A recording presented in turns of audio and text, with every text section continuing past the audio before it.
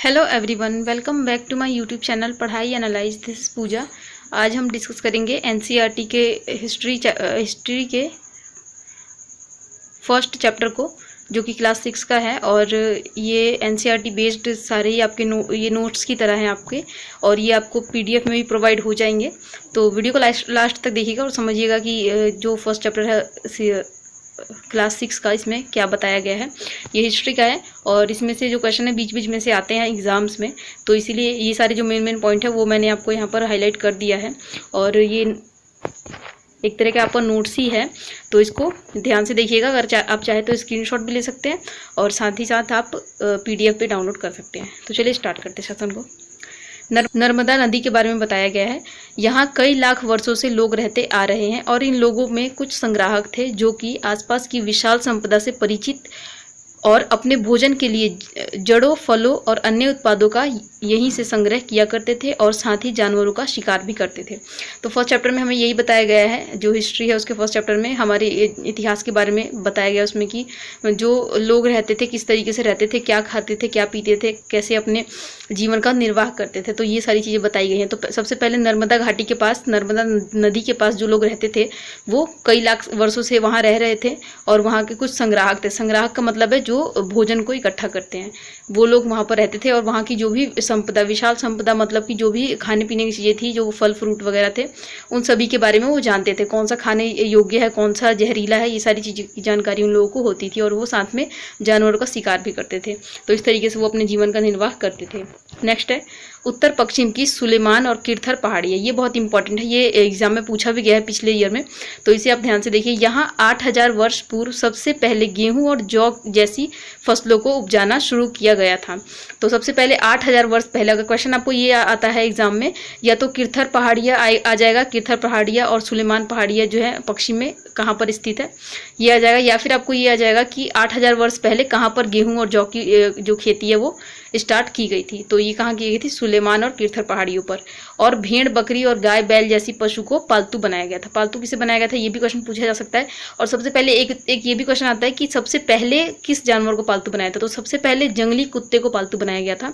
उसके बाद जो है ये यहाँ पर सुलेमान और किरथर पहाड़ियाँ जहाँ पर है, वहाँ पर जो है भेड़ और बकरी और गाय जैसे चीज़ों को, जानवरों को पालतू पशु बनाया गया था। ठीक है, तो इस चीज़ को आप याद रखेंगे। नेक्स्ट टॉपिक है उत्तर पूर्व में गारो तथा मध्य भारत में विंध्य पहाड़ियाँ। अब ये पूछ लेता है कि मध्य भारत में कौन सी पहाड़ी स्थित है और उत्तर भारत में कौन सी पहाड़ी है। तो ये आप याद रखिएगा, उत्तर पूर्व में क्या है? गारो, और मध्य भारत में है विंध्य पहाड़ी। ठीक है, यहाँ भी कृषि का विकास हुआ, जहाँ सबसे पहले चावल उगाया गया। सबसे पहले चावल कहाँ उगाया गया, ये भी क्वेश्चन पूछा जा सकता है आपसे।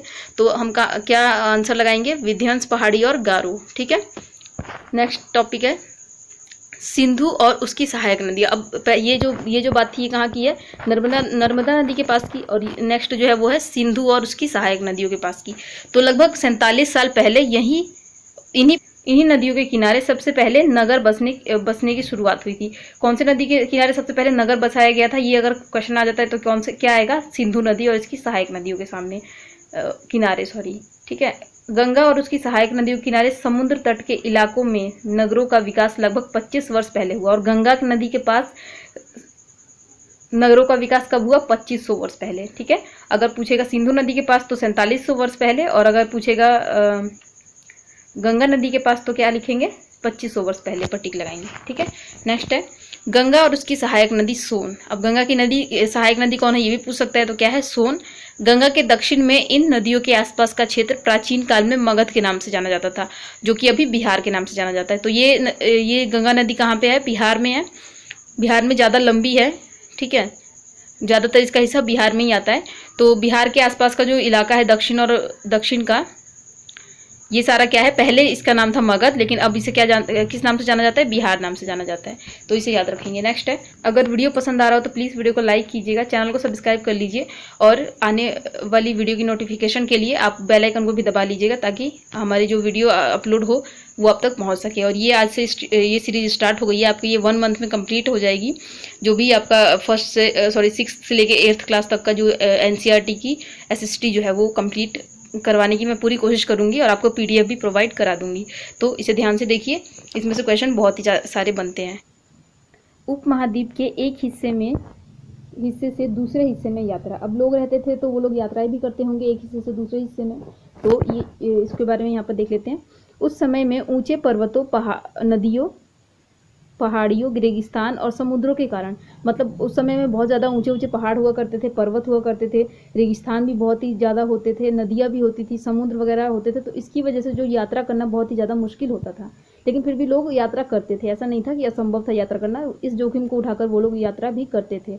कभी काम की तलाश में वो लोग जाते थे, कभी वो प्राकृतिक आपदा आ जाने के कारण एक जगह से दूसरी जगह चले जाते थे। यहाँ पे देख लेते हैं कौन से लोग किस लिए इधर उधर जाते थे। ठीक है, पहला है सेनाएं। सेनाएं क्यों जाती थी? दूसरे क्षेत्रों पर विजय हासिल करने के लिए।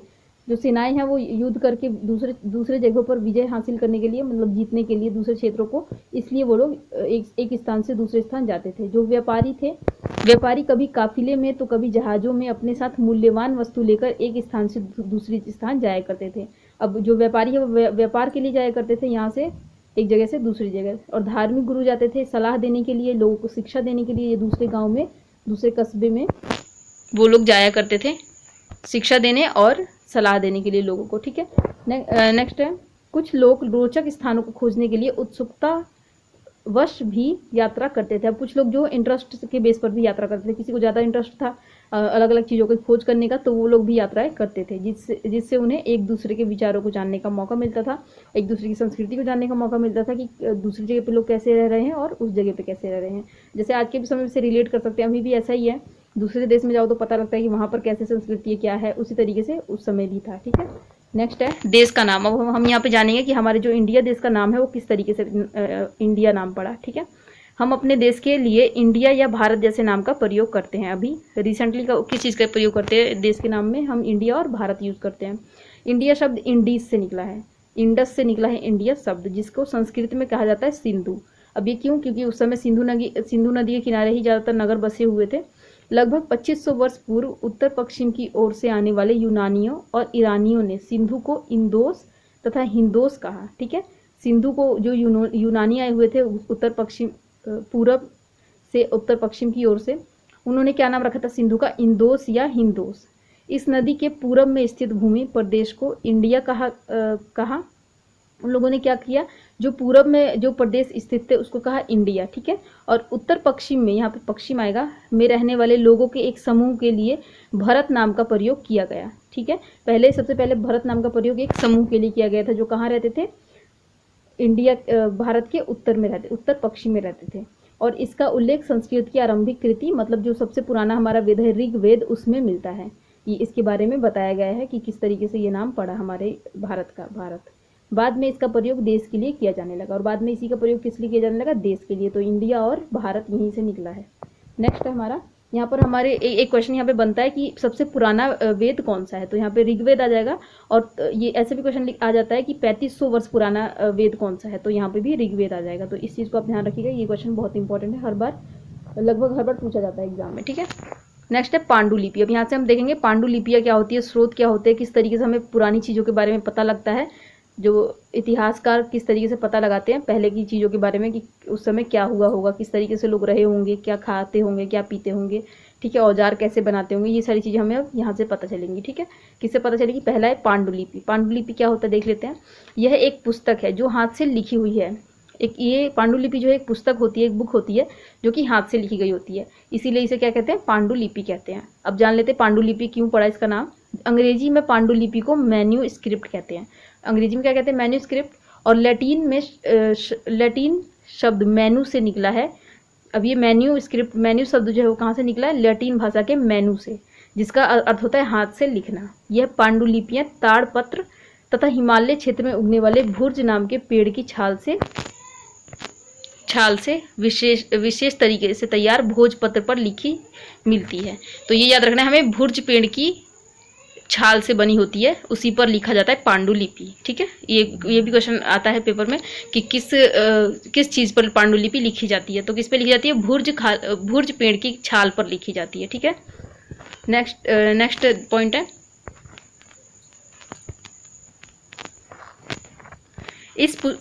इन पुस्तकों में धार्मिक मान्यताओं, राजाओं के जीवन और सदियों तथा विज्ञान आदि सभी प्रकार के विषयों की चर्चा मिलती है। ये जो पांडुलिपि होता है इसमें क्या लिखा होता है, उसमें लिखा होता है धार्मिक मान्यताओं के बारे में लिखा होता है, ठीक है, अलग अलग धर्म के बारे में, राजाओं के बारे में लिखा होता है, राजाओं के जीवन के बारे में, दवाइयों के औषधियों के बारे में, विज्ञान वगैरह के बारे में लिखा होता है। उसके अलावा महाकाव्यों की कविताएं और नाटक वगैरह भी लिखी होती है इसमें। इनमें से कुछ संस्कृत में लिखे हुए होते हैं और बाकी सभी प्राकृतिक और तमिल में प्राकृत और तमिल में मिलती हैं, ठीक है। ये भी क्वेश्चन आ सकता है कि ये जो पांडुलिपि होता है वो किस भाषा में लिखी होती है, तो एक तो संस्कृत में और प्राकृत और तमिल में मिली है, ठीक है। नेक्स्ट है अभिलेख। अब अभिलेख जान लेते हैं, अभिलेख क्या होता है। ऐसे लेख पत्थर तथा धातु जैसी कठोर सतह पर लिखे हुए मिलते हैं। अब जो चीज़ हमें मतलब पुस्तक में मिलती है जो कि भुर्ज पेड़ की छाल से बनी हुई पेज पर लिखा जाता है, तो उसे कहते हैं पांडुलिपि। और जो पत्थरों पर या ठोस चीज़ों पर लिखी होती है, जो अभिलेख हमें मिलते हैं, उसे कहते हैं अभिलेख। जो ठोस चीज़ों पर लिखा हुआ हमें मिलता है, जैसे पत्थरों, अगर आप किसी प्राचीन जगह पे घूमने गए होंगे, किसी पुराने मंदिर वगैरह में, तो वहाँ पे आपने देखा होगा पत्थरों पर लिखा होता है उसके बारे में, तो वो क्या है, वो है अभिलेख। इससे सरस्वत लड़ाई में अर्जित विजयों का लेखा जोखा रखा जाता है। मतलब जितनी भी लड़ाइयों वगैरह में जो विजय होती है, तो राजाएं क्या करते थे पहले, जब वो किसी भी लड़ाई को जीतते थे तो उसका एक अभिलेख तैयार करवा देते थे, अभिलेख लिखवा देते थे कि हमने ये लड़ाई जीती है इस तरीके से करके, ठीक है, ताकि उसे लोग याद रखें और आने वाले समय में उसके बारे में लोग पढ़ सके, ठीक है। नेक्स्ट है पुरातत्वविद। अब यहाँ पे देख लेते हैं पुरातत्वविद किसे कहते हैं।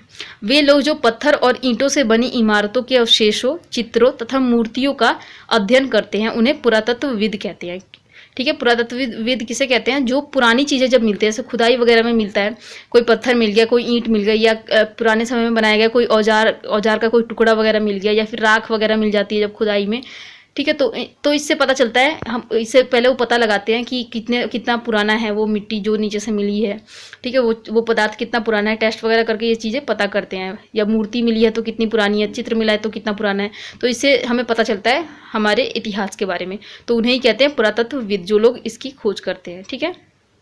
अब स्रोत देख लेते हैं, स्रोत किसे कहते हैं। जिन चीज़ों के द्वारा हमें अतीत के बारे में जानकारी प्राप्त होती है उसे स्रोत कहते हैं, जैसे पांडुलिपि, अभिलेख, पुरातत्व से ज्ञात जानकारियाँ, ठीक है। अब स्रोत किसे कहते हैं, अतीत की जिन चीज़ों के द्वारा हम जान पाते हैं हमारे अतीत के बारे में कि कौन सी चीज़ें किस तरीके से रही होंगी। जैसे कि अगर हमें खुदाई में जैसे कोई मूर्ति मिलती है तो उससे हमें पता चलता है कि पहले किस तरीके से लोग पूजा करते थे, किसकी पूजा करते थे। राख मिलता है अगर, तो पता लगता है कि पहले लोग आग जलाना भी जानते थे। तो जिन चीज़ों से हमें पता लगता है अतीत के बारे में, उसको कहते हैं स्रोत, ठीक है। जैसे कि पांडुलिपि से पता लगता है हमें, अभिलेखों से पता लगता है, अभी पुरातत्व चीज़ों से पता लगती हैं, ठीक है। तो ये सारी चीज़ें मिलाकर स्रोत कहलाती हैं। इसके आगे का कंसेप्ट हम अगले चैप्टर में पढ़ेंगे, जो कि चैप्टर नंबर 2 है। ये वीडियो यहीं पे कंप्लीट होता है। ये सारे नोट्स हैं, इनको आप चाहे तो या तो स्क्रीनशॉट ले लीजिए, या तो मैं इसका लिंक आपको कोशिश करूँगी कि प्रोवाइड करा दूँ इसके डिस्क्रिप्शन बॉक्स में, तो यहाँ से आप एक बार ले सकते हैं, स्क्रीनशॉट लेना चाहें तो देख लीजिए आप अपने हिसाब से, यहाँ पर ले लीजिए इसका।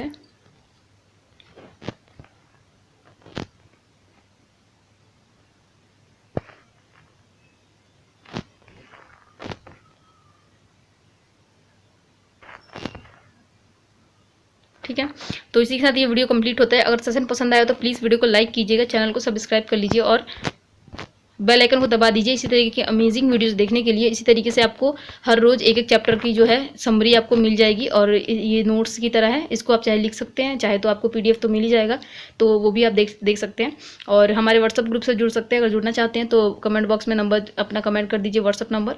और आप हमारे फेसबुक पेज को लाइक कीजिए, जो कि पढ़ाई एनालाइज नाम से है, और पढ़ते रहिए। और इसी के साथ ये वीडियो कंप्लीट होता है। Thank you very much, thank you for watching. और अगर आपका कोई ऐसा फ्रेंड है जो कि सीटेट की तैयारी कर रहा है, जिसे ज़रूरत है इस वीडियो की, तो प्लीज़ उसे शेयर कर दीजिए ताकि उसकी भी कुछ हेल्प हो जाए। और प्लीज़ वीडियो को लाइक ज़रूर कर दीजिएगा। आप लोग लाइक नहीं करते हैं, जब आप लाइक करते हैं तो हमें बहुत ही ज़्यादा मोटिवेशन मिलता है कि हम और भी इसी तरीके की अच्छी वीडियो बना के आप तक पहुँचा सके। तो मिलती हूँ मैं आपसे नेक्स्ट वीडियो में। Thank you, bye.